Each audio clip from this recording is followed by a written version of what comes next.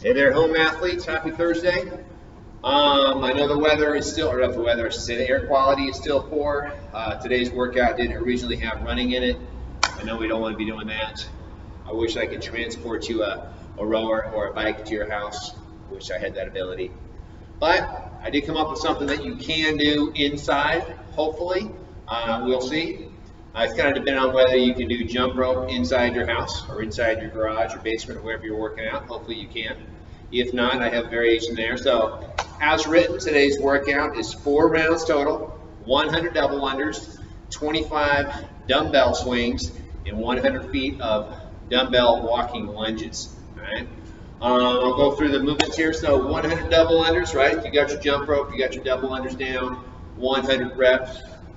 Should take, let's say, about 2 minutes or so at the most, right? So if you're one of those people that's kind of working on your double unders and not particularly strong in that movement, go ahead and time yourself to 2 minutes, right? Do it maybe as many as you can in 2 minutes. It might be 80 reps, 70 reps, whatever. If you're somebody who doesn't have double unders at all, a couple options here.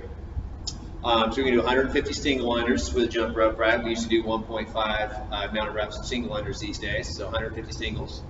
Or you can do line hops, right? Pick a point on the floor, feet together, and going across and back. It counts as 1 rep. We'll do 100 reps of those line hops.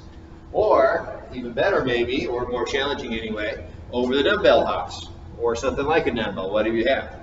So for these, across and back, same thing. That's 1 rep I just did right there. We'll do 50 of those. So 50 over and back dumbbell hops to replace or as a substitution for the 100 double unders.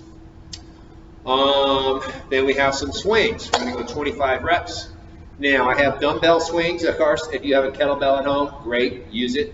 If you have a dumbbell at home, we'll use that. If you have an odd object, something you can hold on to safely. So ideally, I'd like you to go overhead with these, right?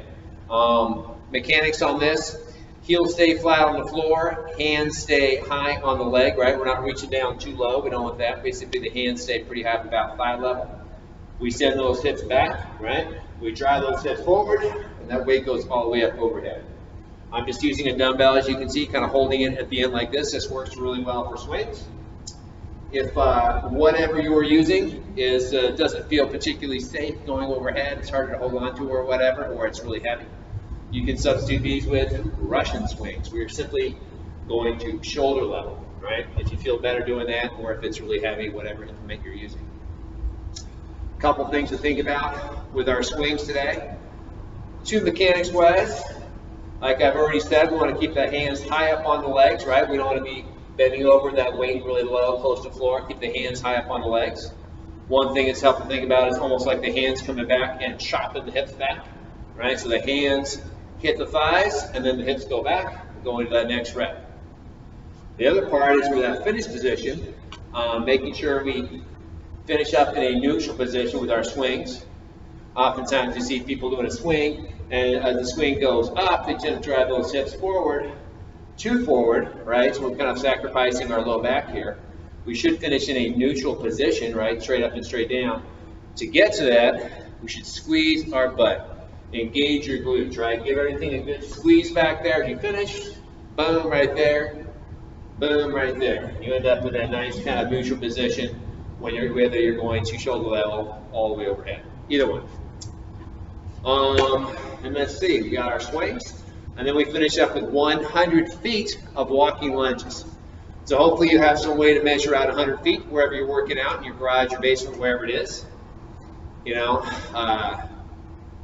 whatever works best for you. You can also do these as standing in place if you don't have the room to travel. I'd say, I know my lunges are about 3 feet or so, so I know that would be 30-something lunges. You can just measure it out like that. Give yourself, you know, depending on your height and your stride and everything, somewhere in that probably 25 to 30 range. But you'll be taking your weight with you, whatever that is. You can hold on to this however you want, right? We can go goblet style, would probably be a good choice today. And just walk it out, step it out, tap it back into the floor, drive up to that front foot, bring the feet together, and then switch legs each time. And if you want, you can carry that weight behind your head, you can carry it on your shoulder, you can carry it at your side. For me, personally, I would definitely recommend kind of holding it goblet style just underneath the chin and doing your lunges. All right. So 4 rounds of time. We got our jumps, we got our swings, we got our lunges. Ideally, all this can be done inside, where hopefully the air is a little bit better at your house. All right? Any questions? Send me a text, send me an email, let me know. Otherwise, have fun with this one. Happy Thursday. Talk to you tomorrow.